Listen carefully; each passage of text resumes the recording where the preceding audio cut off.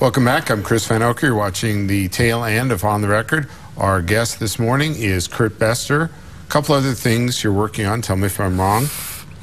Composing for a ballroom dance team? Yeah, I've done this for 20 years. I've written the music for the World Formation Ballroom Dance Champions, both in Latin and Standard.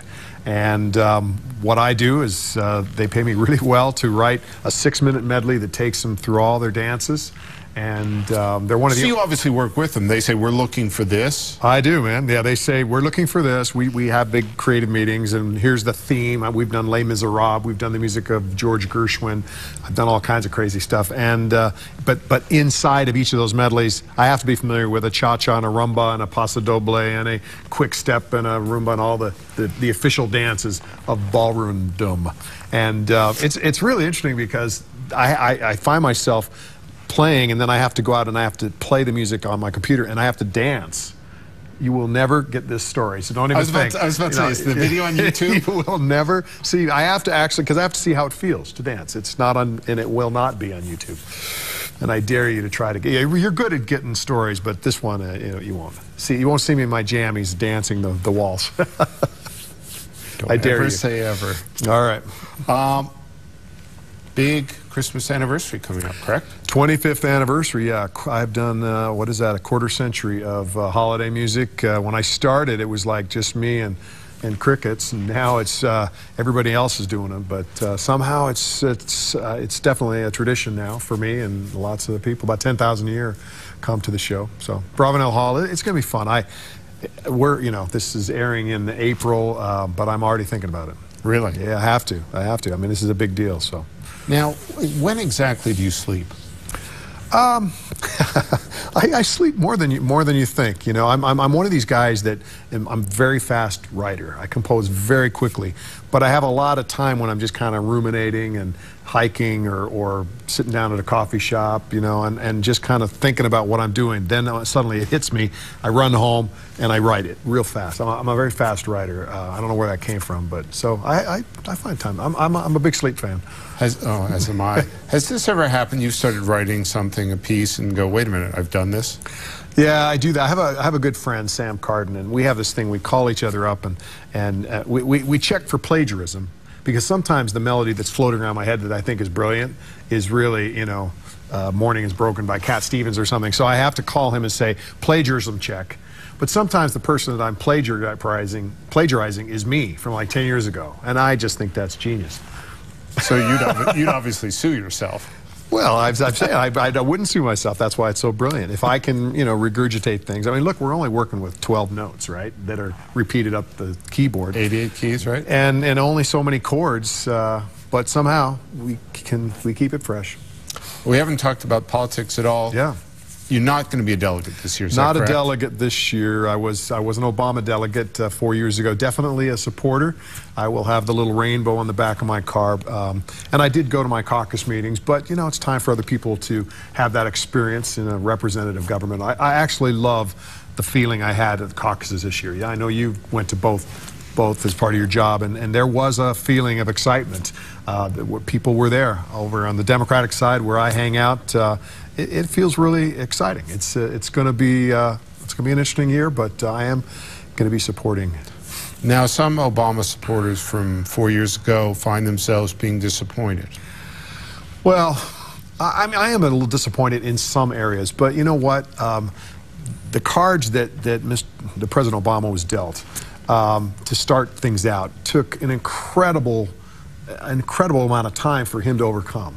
And I do believe that in his second term, and I feel like he will get that, I think we're going to see some pretty epic things. The fact that he brought out health care, and people throw it out like Obamacare is like an evil thing. The fact that we're talking about it is important. And even if what we eventually end up with is not originally what he was hoping for, at least we're talking about it. We have a terrible health care system. We have great health care, terrible way of paying for it. And I'm a person that has lived through that personally and still do to this day. So I'm disappointed that things haven't happened as fast as I want, but that's also part of the nature of our crazy two-party system. I'm not necessarily supporting Rocky in a third-party run here, but I like the spirit that there might be some other alternative voices out there. I'm trying to remember, was it Nixon in China they turned into an opera? Yeah, that was John Adams. John Adams did Nixon in China. So, you know, maybe I'll do Rocky in Washington or something, an opera. Well, that was my next question. Have you written or even considered writing any political music?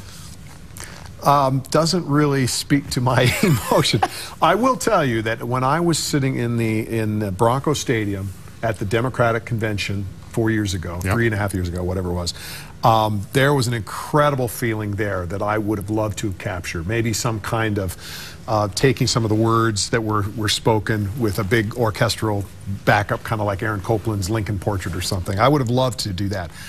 Right now, I'm not feeling the music in the politics and music is not, they're not speaking to me. But do you ever get approached by campaigns? I have. I've been approached, not to do music, I've been approached to run. But well, tell us about that. Well, I always get people saying, look, Kurt, if you take out your earring and cut your hair and wear Mr. Mac's suit, you know, you might have a chance. Right there, that's kind of a deal breaker. But I think I can be a more active person politically by opining on my Facebook page, which I do once in a while, and just kind of trying to be a little bit of a voice of reason and maybe trying to bring people together, because I am kind of a consensus builder by nature. I want peace. I don't want this polarization. So I think I can do more politically by supporting, rather than jumping into the fray and then half the people, well, in Utah, 60% of the people don't like me. Oh, you know, we've got just a little bit of time left. We're going to throw up the website address. Again, tell people what that is and what they'll find there. Yeah, this is this website that you're seeing is pledgemusic.com. It's a way of raising money, like Kickstarter, people might be familiar with, for a new album, my first non-Christmas album in a decade. So we're well underway doing it. I got a lot of Bestor backers, but that's how you can join the club. What's your time frame on that? I'm going to start recording in probably May. I'll be done mixing maybe in June, July. So it's coming together pretty quick. And when you do that, you got to turn right around. It's Christmas. Yeah, thanks. Yeah, I do. Thanks. Just in case you'd forgotten. No, I do have a lot on my plate, but it's great. I mean, I love what I do. I can't think of it doing anything else, so I won't be running for office. But I'd love getting involved. I love being in the political back room. Ooh, that's copyrighted. Come back and visit us when the album's done. Absolutely. Thank you, Chris. Thank you, and thank you for watching. On the Record, we'll be back next week. I think it might be a Van Oker political group. I'll check on that. Until then, I'll be in the, political back room.